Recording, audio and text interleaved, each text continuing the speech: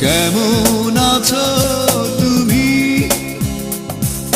সুখী হতে পেরেছো কিনা জানতে বড় সাধু হয়। আমাকে ভুলেছো কিনা?